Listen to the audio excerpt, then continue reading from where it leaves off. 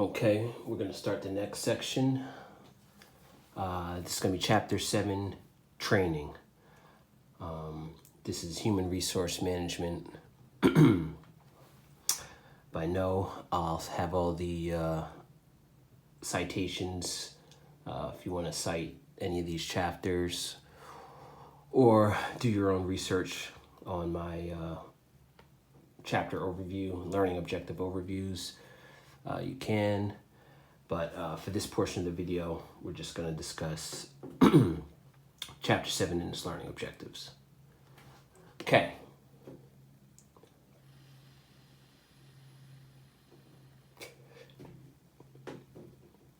After reading this chapter, you should be able to, Learning Objective 7.1, discuss how training, informal learning, and knowledge management can contribute to continuous learning and company's business strategy. Learning Objective 7.2, we'd like to explain the role of the manager in identifying training needs and supporting training on the job. Learning Objective 7.3, conduct a needs assessment. 7.4, we want to evaluate employees' readiness for training. Learning Objective 5 will be 7.5, we want to discuss the strengths and weaknesses of presentations, hands-on, and group training methods. Learning Objective 7.6, we want to explain the potential advantages of e-learning for training. 7.7, design a training session to maximize learning. 7.8, we want to choose appropriate evaluation design and training outcomes based on the training objectives and evaluation purpose. 7.9, we want to design a cross-cultural preparation program. I'm actually interested in Learning Objective 7.9. I want to see what our current business environments model diversity, I guess, modalities look like, academically anyway. This book is very current. I believe this is of this year or maybe 2021, but I'm pretty sure it's 2022. I'll double check. I can't keep track of all these books, but I know they're all everything scholarly relevant within the past 5 years. Usually everything is 1 or 2 years. I will have some I will probably reference later on as we develop. I'll probably reference books that were written a while ago, work research documents and supporting evidence that I'll use. But for as far as academic research, everything will be very up to date. All right. Let's get back on track though.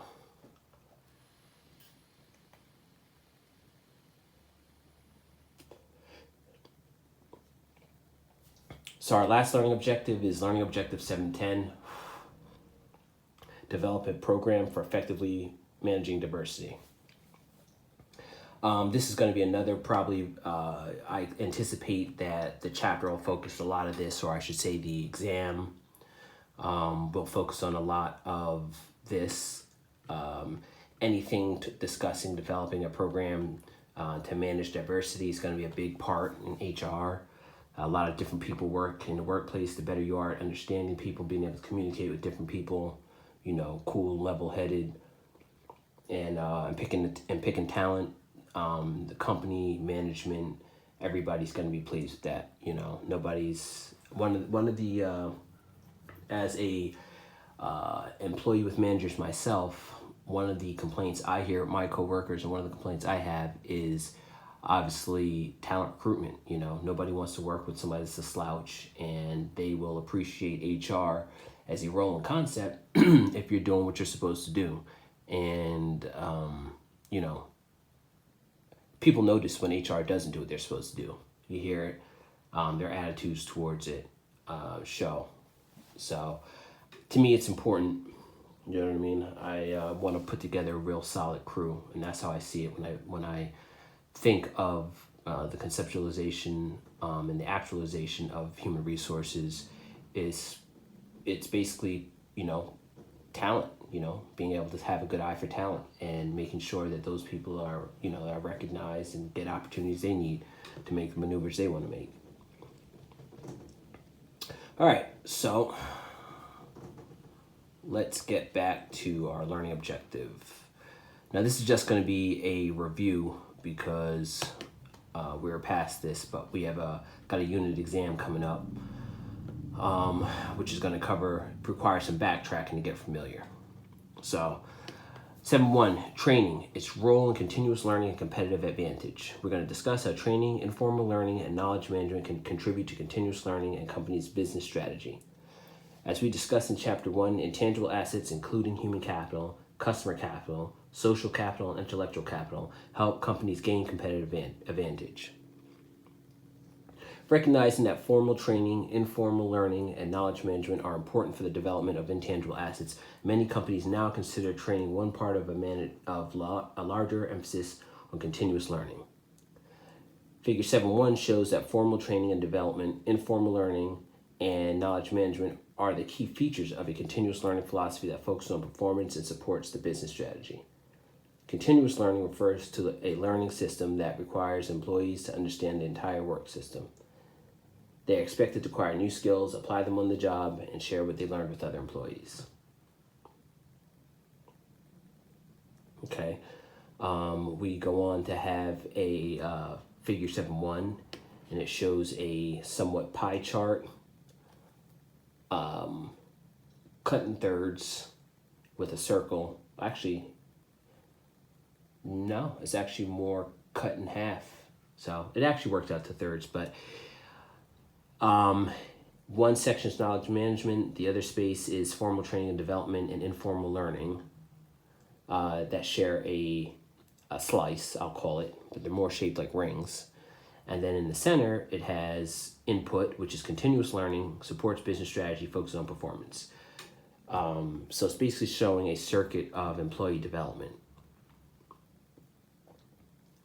Training refers to planned effort by a company to facilitate employees' learning of job-related competencies, knowledge, skills, and behaviors. The goal of training is for employees to master the knowledge, skills, and behaviors emphasized in training and apply them to their day-to-day activities.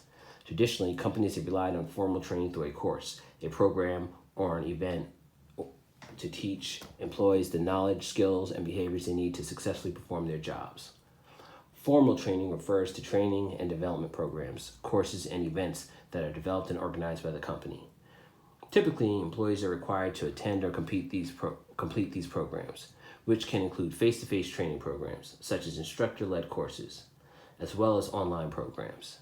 U.S. companies make substantial investments in formal training. One estimate is that U.S. organizations spend over $82 billion on formal employee training and development. We'll discuss employee development, Chapter 9. I probably won't do a recap on Chapter 9 in this exam. I'll probably do a workshop on maybe some type of exam prep. I thoroughly enjoy the class, so I like to go back and comb through it and see what spots in the chapters are heavy and try to focus in on them. And then, I think it's all good. It's a lot of business, a lot of information compacted into a course. It probably could be spread out and use another, course in a third, maybe, I think. But overall, I enjoyed the material. Okay, so we're going to look into informal learning. Informal learning refers to learning that is learner-initiated, involves action and doing, is motivated by an intent to develop, and does not occur in a formal learning setting. Informal learning occurs without an instructor, and its breadth, depth, and time are controlled by the employee. It occurs on an as-needed basis and may involve an employee learning alone or through face-to-face or technology-aided social interactions. Informal learning can occur through many different ways, including casual unplanned interaction with peers, email, informal mentoring, company-developed or publicly available social networking websites such as Twitter or Facebook. The application of social media from a marketing strategy to a learning strategy, and the ability of social networks, artificial intelligence, microblogs, and wikis give employees easy access to social learning through collaboration and sharing with one or two or more people. One estimate is that informal learning may account for up to 75% of learning within organizations.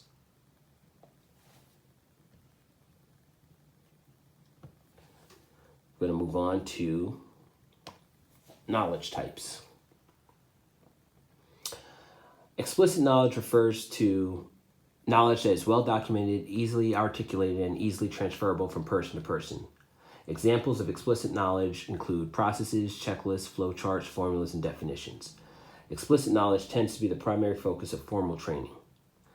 We have tactic knowledge refers to personal knowledge based on individual experiences that make it difficult to codify. It is best acquired through informal learning. The characteristics of the formal training environment may limit the extent to which tacit knowledge can be acquired, such as the relatively short duration of a classroom or online training and limited opportunities for practice. Thus, informal learning is central to development of tacit knowledge. All right.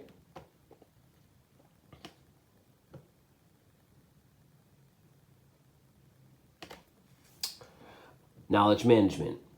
Knowledge management refers to the process of enhancing companies' performance by designing and implementing tools, processes, systems, structures, and cultures to improve the creation, sharing, and use of knowledge. Knowledge management contributes to informal learning.